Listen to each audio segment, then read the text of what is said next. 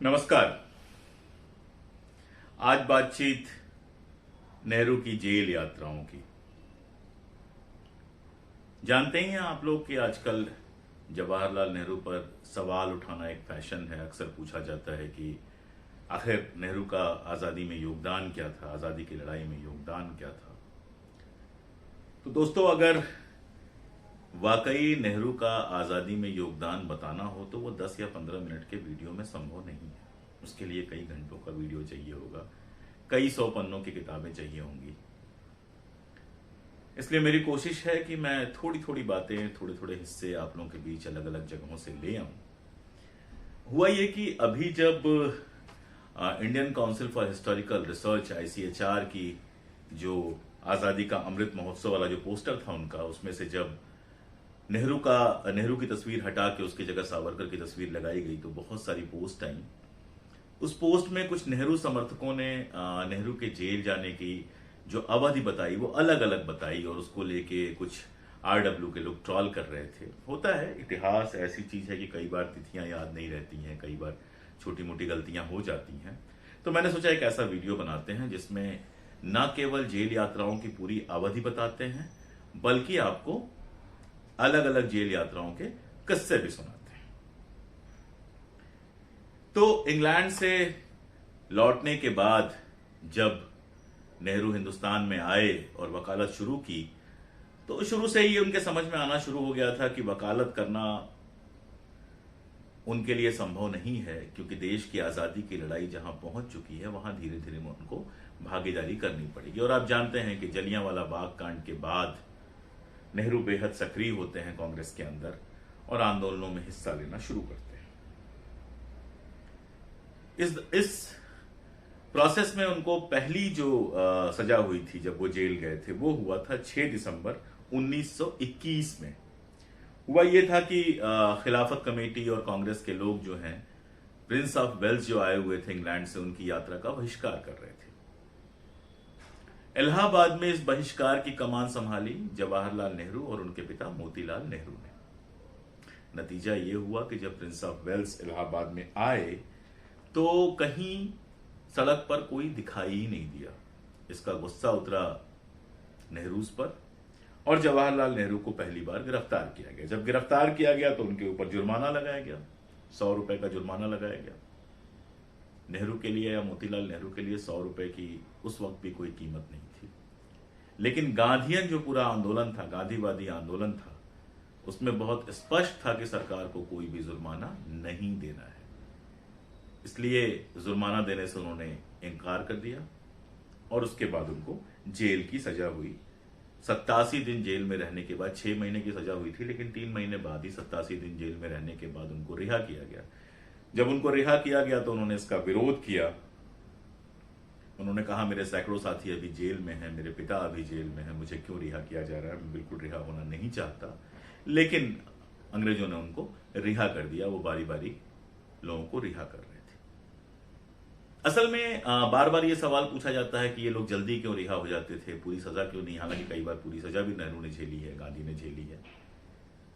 ये बात समझनी पड़ेगी कि नेहरू या गांधी कोई कत्ल करके, कोई मर्डर करके, कोई मारपीट करके जेल नहीं जाते थे। वो एक लड़ाई चल रही थी, आजादी की लड़ाई चल रही थी कांग्रेस के और अंग्रेजों के बीच। तो कभी अंग्रेज प्रेशर बनाने के लिए गिरफ्तार करवाते थे, फिर कभी समझौते का मामला आता था तो झुकते थे, उनको रिहा करते थे, रिहा करके बातचीत करते थे। फिर जब मामला हाथ से निकलता था तो फिर गिरफ्तार करते थे। तो ये आप देखेंगे ये लगातार चलता रहता है।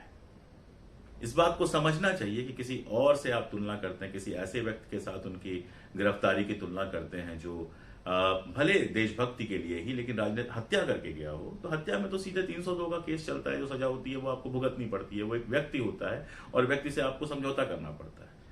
लेकिन जब कांग्रेस के बड़े नेता या नेता जेल में जाते थे तो वो व्यक्ति नहीं होते थे, वो कोई अपराध करके नहीं गए होते थे, वो मूलतः अपनी पार्टी के प्रतिनिधि होते थे। तो जब पार्टी के साथ थोड़ा बहुत समझौता करना चाहती थी ब्रिटिश सरकार, तो उनसे बातचीत करने के चक्कर में, उनको दबाव कम करने के चक्कर में लोगों को रिहा भी किया जाता था। जनता का बहुत दबाव होता था, जनता के आंदोलन होते थे और कांग्रेस के साथ जनता खड़ी थी। ये आप जानते हैं और ये उस दौर के चुनावों ने सिद्ध भी किया। दूसरी बार लंबी सजा हुई उनको 11 मई 1922 से लेकर 31 जनवरी 1923 तक। असल में हुआ क्या था कि पहली जेल यात्रा के बाद किसी डर की जगह नेहरू तुरंत लग गए थे। उस समय जो गांधी ने एक आह्वान किया था विदेशी कपड़ों के बहिष्कार का, उस बहिष्कार में लग गए थे। अंग्रेजों के समझ में आ गया कि जल्दी रिहा करने पर भी नेहरू हमारे फेवर में आने वाले नहीं हैं। तो फिर उनको गिरफ्तार किया गया। लंबी गिरफ्तारी हुई, आप जानते हैं 266 दिन उन्होंने 9 महीने लगभग जेल में गुजारे। तीसरी बार जो गिरफ्तारी है, नाभा वाली गिरफ्तारी, उसको लेकर बहुत सारी बातचीत होती है। आरडब्ल्यू के लोग अक्सर आरोप लगाते हैं कि नाभा में जैसे नेहरू ने कोई माफी मांगी हो या कोई समझौता किया हो, मोतीलाल नेहरू से कहा हो वगैरह वगैरह। समझना चाहिए कि नाभा में उनको अंग्रेजों ने गिरफ्तार नहीं किया था। हुआ यह था कि नाभा और पटियाला रियासत के बीच में कुछ लड़ाइयां चल रही थी। ये दोनों रियासतें थीं और अंग्रेजों ने नाभा के राजा को बदल दिया था पटियाला के दबाव में। इसको लेकर वहां पे जो सिख थे वो आंदोलित थे, अकाली जो थे वो आंदोलित थे। इस पर उनकी मार पिटाई हुई। उन्हें समर्थन देने के लिए जवाहरलाल नेहरू अपने 2 साथियों के साथ नाभा पहुंचे। वहां उनको गिरफ्तार कर लिया गया,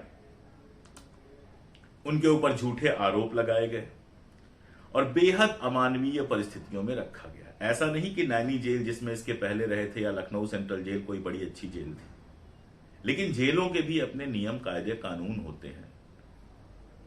नाभा में उन्होंने देखा कि जो रियासत के राजा हैं वो कितनी मनमानी करते हैं और अपनी जनता के साथ क्या व्यवहार करते हैं। उन्होंने कहा कि जब मेरे साथ ये व्यवहार कर रहे हैं तो आम जनता के साथ क्या व्यवहार कर रहे होंगे। वहां 7 दिन के अंदर ही कोर्ट लग गई, सजा भी हो गई, सब कुछ हो गया। लेकिन फिर जब दबाव पड़ा तो नेहरू को छोड़ा गया। यानी याद रखिए कि नाभा में वो कोई अंग्रेजों से लड़ने नहीं गए थे, एक देशीय रियासत से लड़ने गए थे, क्योंकि वहां के सिख आंदोलित थे और उन सिखों का समर्थन करने गए थे। और वहां जाकर उनको एहसास हुआ कि रियासतों में क्या हाल है, और इसी के बाद नेहरू ने यह तय किया कि रियासतों में भी विद्रोह बढ़ाना होगा।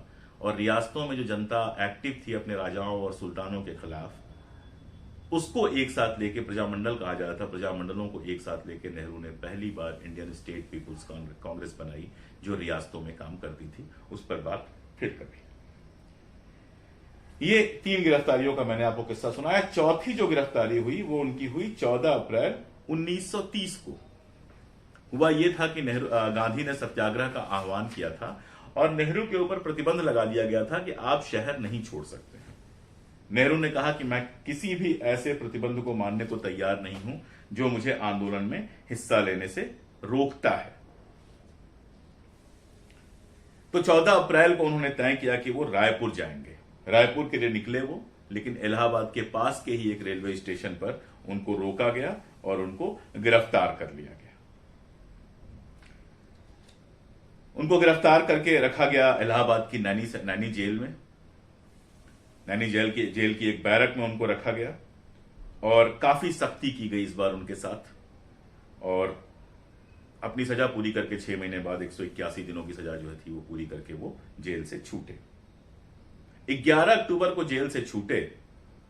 और जेल से छूटने के बाद क्या होना चाहिए, आदमी घर जाता है, आराम करता है, कुछ इधर उधर करता है। लेकिन 11 अक्टूबर को वो जेल से छूटते हैं, 11 अक्टूबर 1930 को, और 12 अक्टूबर को एक बड़ी सभा करते हैं जिसमें 8000 लोग आते हैं। इस सभा में वो अपील करते हैं कि सरकार को किसी भी तरह का टैक्स ना दिया जाए। उस समय एक डीआईजी इंटेलिजेंस की रिपोर्ट है, जो रिपोर्ट कहती है कि नेहरू इतने खतरनाक हैं कि उनको बाहर रखना अंग्रेजी सरकार के लिए बहुत मुश्किल होगा, इसलिए उनको तुरंत गिरफ्तार किया जाए। और वही हुआ कि 19 अक्टूबर 1930 को, यानी रिहाई के 8वें दिन, उनको फिर से गिरफ्तार किया गया और फिर से नैनी सेंट्रल जेल में उनको डाल दिया गया। इस बात से मोतीलाल नेहरू बहुत नाराज हुए, कांग्रेस के लोग बहुत नाराज हुए कि अभी सजा काट के निकले, फिर से उनको डाल दिया गया। और 14 नवंबर को जब उनका जन्मदिन आया तो पूरे देश में उसको नेहरू दिवस की तरह मनाया गया। यह पहला मौका था जब कमला नेहरू, उनकी पत्नी, पूरी ताकत के साथ बाहर निकली। पूरा नेहरू परिवार बाहर निकला, पूरे देश के लोग बाहर निकले, लाठियां चली, सब कुछ हुआ। कमला नेहरू गिरफ्तार हुई, लेकिन वो दिन मनाया गया, प्रतिरोध के दिन की तरह वो दिन मनाया गया। 19 जनवरी को ब्रिटिश जो प्राइम मिनिस्टर थे उन्होंने एक घोषणा की जिससे समझौते की गुंजाइश लगी। उनको समझ में आ गया कि इस तरह से केवल प्रेशर डाल के कांग्रेस को रोका नहीं जा सकता है, आंदोलन और बढ़ता जा रहा है। तो 21 नवंबर को गांधी और कांग्रेस कार्य समिति के 19 और लोगों को छोड़ दिया गया, जिसमें जवाहरलाल नेहरू भी शामिल थे। इसके बाद 1931 में कृषि को लेकर एक कानून आया और कांग्रेस ने उसका विरोध किया और फिर से नो टैक्स कैंपेन चलनी शुरू हुई, यानी सरकार को हम कोई कर नहीं देंगे। इस बार फिर उनके ऊपर प्रतिबंध लगाया गया कि आप इलाहाबाद से बाहर नहीं जा सकते। फिर उन्होंने कहा कि नहीं साहब, बंबई में मीटिंग है, मैं तो जाऊंगा। और 26 दिसंबर को वो ट्रेन से बैठकर इलाहाबाद से बंबई के लिए चले, लेकिन इलाहाबाद से बाहर निकलते ही इर्दतगंज में रोककर उनको गिरफ्तार कर लिया गया और 2 साल की सजा दी गई। यही वो आंदोलन था जब वो जेल में थे। नैनी में पहले उनको रखा गया, वहां से बरेली भेजा गया, बरेली से देहरादून भेजा गया, देहरादून से फिर नैनी भेजा गया। यही वो समय था जिस समय, यही वो आंदोलन था जिस समय पहली बार स्वरूप रानी नेहरू जो है, जवाहरलाल नेहरू की मां, वो सड़क पर निकली आंदोलन का नेतृत्व करने के लिए। लाठियां चली, उनके सिर पे लाठी लगी और वो वृद्धा मां जो है, उनके सिर पर जब लाठी लगी तो वो गिर पड़ी और बहुत देर तक सड़क पर पड़ी रही। अगर आप नेहरू की आत्मकथा पढ़ें तो वो लिखते हैं कि अगर ये मंजर मैंने देखा होता तो मैं नहीं जानता कि मैं कितनी देर तक अपने अहिंसा का व्रत पालन कर पाता।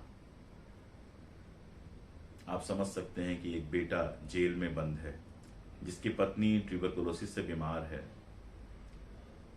जिसकी मां को लाठी लगी है, जिसके बाप लगातार कभी जेल के अंदर कभी जेल के बाहर हैं और बुरी तरह से बीमार पड़ चुके हैं, और जिसका देश गुलाम है, उसकी मानसिक भावना कैसी रही होगी। अगली जेल में भी बहुत देरी नहीं हुई। 12 फरवरी 1934 को उनकी अगली गिरफ्तारी हुई। हुआ ये कि रविन्द्रनाथ टैगोर ने बताया था कि कलकत्ता में कोई डॉक्टर हैं जहां उनकी पत्नी का इलाज हो सकता है। कमला नेहरू को लेकर वो कलकत्ता गए, तो एक तो इलाज के लिए गए, ऊपर से वहां पर कार्यकर्ताओं से भी मिले और अल्बर्ट हॉल में एक भाषण दिया उन्होंने। इस भाषण को अंग्रेजों ने देशद्रोह घोषित किया कि इसमें सेडिशन था, देशद्रोही भाषण था। और जब वो लौट के आए इलाहाबाद, तो इलाहाबाद से उनको गिरफ्तार कर लिया गया। गिरफ्तार करके उनको फिर से कलकत्ता ले गए, वहां के अलीपुर जेल में रखे और कई कई जेलों में रखते हुए उनको एक लंबा समय उस बार भी जेल में गुजारना पड़ा। आप देखते हैं कि अगर हम जोड़ें तो दिसंबर 1931 से लेके सितंबर 1935 तक सिर्फ 6 महीने ऐसे थे जब नेहरू जेल से बाहर थे। बाकी पूरे वक्त इस वक्फे में वो जेल के अंदर है। अलीपुर में जो उनको जेल में रखा गया था, जानते हैं उसकी साइज क्या थी? 10 बाई 7 फीट की बैरक में उनको रखा गया था। जिन लोगों को लगता है कि अंग्रेज नेहरू के प्रति बड़े उदार थे, उनको एक किस्सा मैं बता दूं कि जब वो जेल में थे तभी उनकी पत्नी की तबीयत बहुत खराब हुई। उन्होंने पैरोल के लिए अपील की। जब अंग्रेजों को लगा कि अगर कहीं कमला नेहरू की डेथ हो गई और हमने रिहा नहीं किया, देश भर में आंदोलन हो जाएगा, तो उन्होंने रिहा किया। 11 दिन की पैरोल बस उनको मिली। जो ही लगा कि अब कमला नेहरू की डेथ नहीं होगी, अभी फिलहाल वो ठीक ठाक है, तो उनको फिर से उठा के गिरफ्तार कर लिया गया। इसके बाद 2 गिरफ्तारियां और हैं उनकी। पहली जो उनकी एक जो गिरफ्तारी है उनकी, वो 2 साल की जेल उनको सुनाई गई थी अक्टूबर 31, 1940 में असहयोग आंदोलन के दौरान। और आखिरी जो उनकी है, ये जो असहयोग आंदोलन के दौरान जो उनकी गिरफ्तारी थी वो हुई थी गोरखपुर में, और गोरखपुर में कुछ टाइम वो जेल में रहे थे। और आखिरी जो उनकी गिरफ्तारी है वो गिरफ्तारी हुई थी 9 अगस्त 1942 को, जब भारत छोड़ो आंदोलन का आह्वान किया गया था और कांग्रेस के काफी सारे नेताओं को एक साथ गिरफ्तार कर लिया गया था। इस बार भी वो 3 साल के आसपास जेल में रहे। 9 अगस्त 1942 से 15 जून 1945 तक 1041 दिन होते हैं, इतने वो जेल में रहे। ये सारे रेफरेंसेस अगर आप ढूंढना चाहें तो माइकल ब्रेकर की किताब है नेहरू अब पॉलिटिकल बायोग्राफी आप देख पा रहे होंगे, उनकी जेल यात्राओं की मैंने पूरी लिस्ट दे दी है। और इस लिस्ट के अनुसार 9 साल में 23 दिन कम कर लीजिए, लगभग 9 साल जिसमें 23 दिन आप कम कर लीजिए, या यूं कहिए 8 साल 11 महीने और 1 हफ्ते नेहरू ने जेल में गुजारे। नैनी की जेल, चाहे वो अलीपुर की जेल हो, चाहे वो बरेली की जेल हो, चाहे वो देहरादून की जेल हो, ये कोई राजाओं के महल नहीं थे, ये कोई रेस्ट हाउस की गिरफ्तारी नहीं थी, बाकायदा जेल हुई। एक बार तो सश्रम कारावास भी उनको हुआ था, सेडिशन जैसी धाराएं लगाई जाती थी। जिस नाभा को लेकर तमाशा किया जाता है, मैंने बताया कि वो रियासत थी जहां वो गए थे सिखों का समर्थन करने के लिए, और जबरदस्ती उनको गिरफ्तार कर लिया गया था। तो जो ये सवाल पूछते हैं कि नेहरू ने क्या किया, उनसे पूछिए कि उनके नेता कितने दिन जेल में रहे।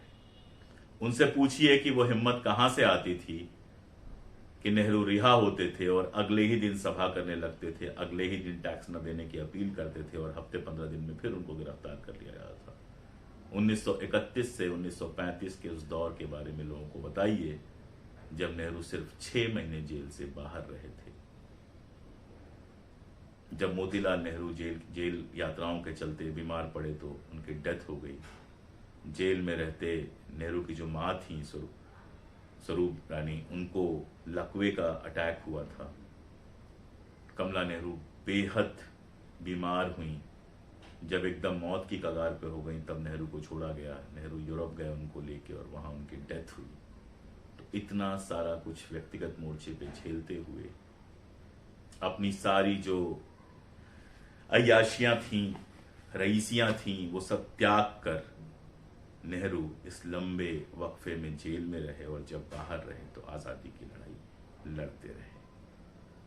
इसलिए सवाल पूछने वालों से पूछिए कि उस दौर में आपके नेता क्या कर रहे थे। नेहरू तो आजादी के पहले आजादी के लिए लड़ रहे थे, और आजादी मिलने के बाद एक नए देश के निर्माण में पूरी ताकत के साथ लगे हुए थे।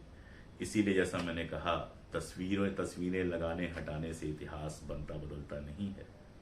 जो पढ़ना चाहेगा वो जान जाएगा कि आजादी की लड़ाई में नेहरू का क्या योगदान था। आज के लिए बस इतना ही। बहुत बहुत शुक्रिया।